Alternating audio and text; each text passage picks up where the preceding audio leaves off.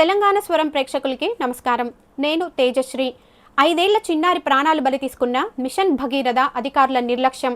జనగామ జిల్లా బచ్చన్నపేట మండలం ఆలింపురం గ్రామంలోని ప్రాథమికోన్నత పాఠశాల ఆవరణలో మిషన్ భగీరథ పైప్ లీక్ అవుతోందని మరమ్మతుల కోసం 20 రోజుల క్రితం 4 మీటర్ల గుంత తవ్వి ఉంచిన అధికారులు దాని పట్ల ఎలాంటి రక్షణ చర్యలు తీసుకోకపోవడంతో 5 సంవత్సరాల మోక్షిత ప్రమాదవశాత్తు ఆ గుంతలో పడిపోయింది.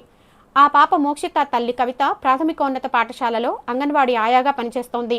మోక్షిత గుంతలో పడడం గమనించి చిన్నారి అక్క దీక్షిత తన తల్లి కవితతో చెప్పింది. దీంతో గుంతలోకి దిగిన తల్లి కవిత మోక్షితను అక్కడికి బయటికి తీయగా అప్పటికే ఆ చిన్నారి మృతి చెందింది. మిషన్ భగీరథ అధికారుల నిర్లక్ష్యం వల్ల చిన్నారి ప్రాణాలు కోల్పోయిందని మృతదేహంతో ఆ గ్రామస్తులు ఆందోళనకు దిగారు.